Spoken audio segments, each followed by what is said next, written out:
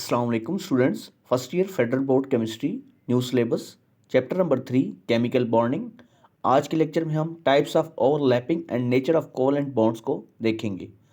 Previous lecture में हम VBT हमने स्टार्ट की, वैलेंस बॉन्ड थ्योरी, और उसके तमाम पोस्टुलेट्स को हमने अच्छे तरीके से देखा था। आज के लेक्चर में हम ओवरलैपिंग को डिस्कस करेंगे। जिस तरीके से लास्ट लेक्चर में मैंने आपको बताया था कि ऑर्बिटल्स की आपस में जो ओवरलैपिंग होती है वो जितनी स्ट्रांग होगी उतना ज़्यादा आपका बॉन्ड क्या होगा, स्टेबल होगा। अब ओवरलैपिंग जो होती है वो किसके ज़रिए ऑब्टेंड हो सकती है? तो दो टाइप्स के केमिकल बॉन्ड जो होते हैं, सॉरी कोवलेंट बॉन्ड जो होते हैं, वो ओवरलैपिंग से हासिल हो सकते हैं। First one is sigma bond and second one is pi bond. इनका जिक्र भी किया था स्टूडेंट्स। सिग्मा बॉन्ड जो होता है ना, अब इसको ज़रा समझ लें, बहुत इंपॉर्टेंट शॉर्ट क्वेश्चन है। सिग्मा बॉन्ड और पाई बॉन्ड में डिफरेंस आता होता है, तो इसको अच्छे तरीके से आपने समझ लेना है। स्टूडेंट, जो सिग्मा बॉन्ड होता है ना, जब आपके पास कोई भी दो एटम्स हैं, उन दोनों एटम्स के दरमियान सिंगल बॉन्ड बनता है। सिंगल बॉन्ड बनता है तो आपके पास सिग्मा बॉन्ड बनता है, और ये हेड टू हेड ओवरलैपिंग होती है। ठीक है। जैसे कोई भी हाफ फिल्ड एटॉमिक ऑर्बिटल है, मैं प्रैक्टिकल एग्जांपल से आपको समझाऊंगा स्टूडेंट्स। जैसे कि हाइड्रोजन है, हाइड्रोजन का एटॉमिक नंबर जो है वो 1 है, इसकी इलेक्ट्रॉनिक कन्फिग्रेशन 1s1। तो एस की शेप हमारे पास, एस ऑर्बिटल जो होता है यानी सब शेल होता है, उसकी शेप स्फेरिकल होती है। जैसे कि आपको दिख रहा है कि एस की शेप स्फेरिकल है। तो हाइड्रोजन सपोज 1s1, ये पहला एस ऑर्बिटल और दूसरा एस ऑर्बिटल आपस में ओवरलैप करने के बाद सिंगल कोवलेंट बॉन्ड बना रहे हैं, यानी एक एक इलेक्ट्रॉन आपस में अपना शेयर करके एक पेयर ऑफ इलेक्ट्रॉन को हम केमिस्ट्री में सिंगल कोवलेंट बॉन्ड कहते हैं। तो एस एस सिग्मा बॉन्ड जो है वो यहाँ पर बन रहा है। स्टूडेंट्स, सिग्मा बॉन्ड जो होता है वो एस एस ऑर्बिटल के दरमियान भी बन सकता है, एस और पी एक्स के दरमियान भी बन सकता है, एस और पी वाई, एस और पी जी, पी एक्स और पी एक्स के आपस में भी बन सकता है। अब स्टूडेंट, ये P X, P Y, P Z क्या है? हमारा जो पी ऑर्बिटल होता है, पहला एस ऑर्बिटल तो स्फेरिकल उसकी शेप है ना, पी ऑर्बिटल की ये शेप आपको नज़र आ रही है डंबल लाइक। जैसे हम जिम में जाते हैं तो वहाँ पर डंबल वगैरह एक्सरसाइज के लिए होते हैं। स्टूडेंट्स, जो पी ऑर्बिटल है ना, उसके आपके पास जो पी सब शेल है उसके 3 ऑर्बिटल्स होते हैं, P X, P Y and P Z. ये बात क्लियर कर लें, P X, P Y, P Z. इसी तरीके से स्टूडेंट, जो डी ऑर्बिटल होता है उसके 5 जो हैं वो ऑर्बिटल्स होते हैं, वो भी नोट कर लें, D X Y, D Y Z और डी जेड एक्स। 3 ये हो गए। और फोर्थ वन नोट कर लें, D X square, D Y square, D X square साथ स्लैश डी वाई स्केयर, और D Z square fifth one. मैं रिपीट कर रहा हूँ, D X Y, D Y Z और डी जेड एक्स। 3 ये हो गए, D X square, D Y square एक ये हो गया, और डी जेड स्केयर। अब ये जो D X Y square, D Y square और डी जेड स्केयर जो है, और उसके साथ जो है वो सॉरी डी एक्स स्केयर और डी वाई स्केयर ये, और डी जेड स्केयर, ये दोनों हाई एनर्जी ऑर्बिटल्स हैं, और D X, D Y, D Z के जो हैं ये लो एनर्जी ऑर्बिटल हैं। ठीक हो गया स्टूडेंट्स? तो ऑर्बिटल्स के बारे में अच्छे से हमें जानकारी होनी चाहिए ना, तो इसलिए थोड़ी सी डिटेल में मैंने आपको बता दिया ऑर्बिटल।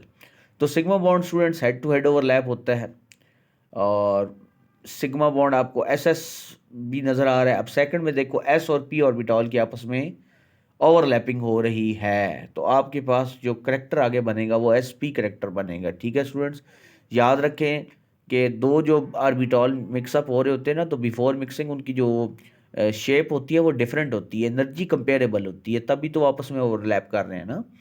तो ओवरलैपिंग करने के बाद जो है वो उनकी जो शेप होती है या एनर्जी स्पेशली, वो डी जनरेट ऑर्बिटल बना देते हैं सेम एनर्जी के। ठीक है, आपको एस पी सिग्मा बॉन्ड नज़र आ रहा है, इसमें पी करेक्टर भी आपको नज़र आ रहा है, एस करेक्टर भी। करेक्टर का मतलब कि उनकी शेप्स की दोनों की कंट्रीब्यूशन है आपकी सिग्मा बॉन्ड बनाने में। अब आपको पी पी की ओवरलैपिंग नज़र आएगी, पी ऑर्बिटल दोनों डंबल लाइक शेप जब आपस में ओवरलैप करेंगे तो पी पी सिग्मा बॉन्ड की शेप कुछ यूं आएगी आपके पास। ठीक हो गया स्टूडेंट्स? तो ये आपके पास जो है ना जी ओवरलैपिंग है, ये हमने पढ़ा सिग्मा बॉन्ड। सिग्मा बॉन्ड को मैं रिपीट कर देता हूँ, जब आपके पास दो एटम के दरमियान सिंगल बॉन्ड बनता है तो उसको सिग्मा बॉन्ड कहते हैं, और sigma bond head on overlapping से बनता है, ठीक है। और ये किन किन के दरमियान है, एस और एस के दरमियान बन सकता है, एस पी एक्स के दरमियान बन सकता है, एस पी वाई के दरमियान बन सकता है, एस पी जी के दरमियान बन सकता है, पी एक्स और पी एक्स का आपस में बन सकता है, ठीक है स्टूडेंट्स। तो ये सिग्मा बॉन्ड बन रहा है जी बेसिकली। अब बात करते हैं जी पाई बॉन्ड। तो pi bond side wise overlapping, मैं वर्ड यूज़ कर रहा हूँ साइड वाइज ओवरलैपिंग, आप पैरेलल ओवरलैपिंग भी कह सकते हैं जैसे कि आपकी बुक में लिखा हुआ है।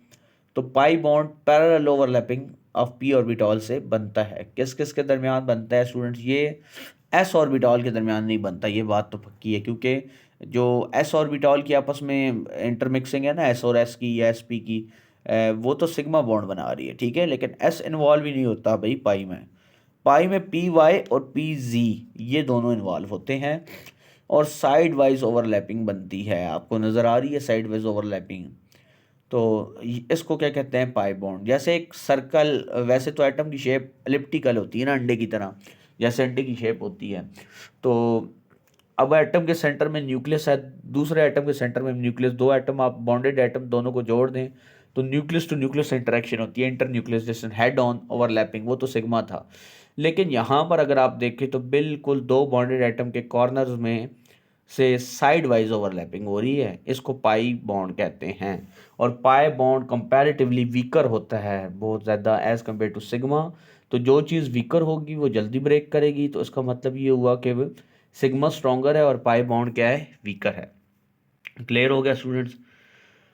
तो याद रखिएगा जब भी हमारे पास डबल बॉन्ड आएगा, क्योंकि सिंगल तो भाई कंफर्म सिग्मा है, ठीक है, सिग्मा इंडिपेंडेंट है, किसी पे डिपेंड नहीं कर रहा। जब डबल बॉन्ड आपके पास दो एटम्स के दरमियान बनेगा तो आपके पास वो एक सिग्मा बॉन्ड होगा और दूसरा पाई बॉन्ड होगा। और जब ट्रिपल बॉन्ड बनेगा तो हमेशा पहला बॉन्ड तो सिग्मा है और बाकी दोनों कौन से होंगे, पाई बॉन्ड होंगे। ठीक हो गया जी। अगर आप स्ट्रक्चर ऑफ इथीन देखो, इथीन के बारे में थोड़ा सा बता दूं, इथीन का जनरल फार्मूला C2H4 होता है, ये एल्कीन की क्लास में आती है।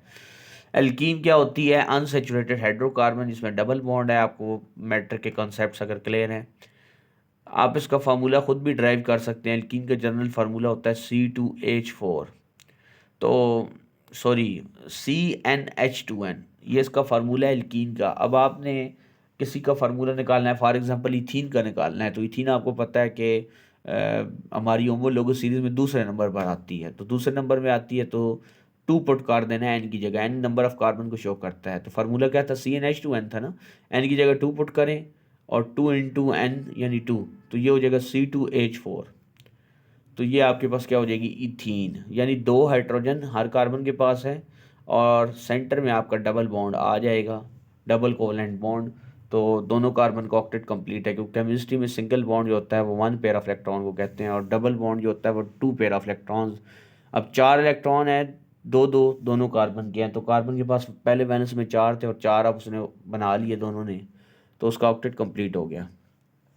अब ज़रा इसका स्ट्रक्चर ज़रा खोल कर देखा लिखा हुआ है, बना हुआ ड्रा हुआ है, इसको ज़रा गौर से देखें तो आप देख सकते हैं कि सिग्मा बॉन्ड बिल्कुल head to head overlapping, centre में सिग्मा आपको नज़र आ रहा है, लेकिन पाई जो है वो बिल्कुल साइड पे आपको नज़र आ रहा है, ठीक है। नीचे भी आपके पास दोनों ऑर्बिटॉल के सेंटर में एक कर्व सी बनी हुई है, ये पाई बॉन्ड को शो कर रही है, तो पाई बॉन्ड है, ठीक है। और साइडों पर कार्बन हाइड्रोजन दोनों साइडों पर ये सिंगल बॉन्डेड है, मतलब इसमें तो भाई कंफर्म सिग्मा बॉन्ड है, ठीक हो गया जी। तो आपके पास इथीन का स्ट्रक्चर यहाँ पर मौजूद है जिसमें डबल बॉन्ड था, एक सिग्मा और एक एक पाई बॉन्ड, ठीक है। तो स्टूडेंट्स आपके पास इनकी स्ट्रेंथ के ऊपर बात करें तो सिग्मा बॉन्ड मैंने बता दिया है, ये इंपॉर्टेंट शॉर्ट है, नोट कर लें। Discuss the strength of sigma and pi bond, या what do you know about the strength of sigma and pi bond. तो सिग्मा बॉन्ड स्ट्रांगर होता है पाई बॉन्ड से, क्योंकि सिग्मा बॉन्ड में इलेक्ट्रॉन डेंसिटी जो होती है वो आपके पास line joining the two nuclei, मैंने आपको बता दिया है ना कि दो न्यूक्लियस को, दो एटम्स को आपस में जोड़ें, बॉन्डेड एटम हो जाएंगे, तो एक एटम के सेंटर से न्यूक्लियस से दूसरे न्यूक्लियस के दरमियान जो डिस्टेंस है उसको क्या कहते हैं जी, inter nuclear distance, head to head overlapping, वो सिग्मा बॉन्ड बनाती है, जैसे हम एटॉमिक रेडियस को भी देख रहे होते हैं। तो टू न्यूक्लियर पाई बॉन्ड की बात करें तो इलेक्ट्रॉन डेंसिटी जो होगी वो जो सेंटर न्यूक्लियस टू न्यूक्लियस एक आपने जो लाइन लगाई है ना, उसके ऊपर साइड पर और नीचे साइड पर यानी न्यूक्लियस से थोड़ा दूर ऊपर भी नीचे वाली साइड पर इलेक्ट्रॉन डेंसिटी होगी, और इलेक्ट्रॉन डेंसिटी दूर दूर होगी और वहाँ से साइड वाइज ओवरलैपिंग होगी, पैरेलल ओवरलैपिंग भी हम कह सकते हैं। तो इसी वजह से आपके पास वो बनेगा पाई बॉन्ड। ठीक है। और पाई बॉन्ड जो है वो डिफ्यूज भी होता है बहुत ज़्यादा, उसकी डिफ्यूजन मतलब उसकी चार्ज डिस्टॉर्शन बहुत फैली हुई होती है, ये बात याद रखिए, न्यूक्लियस से दूर होता है।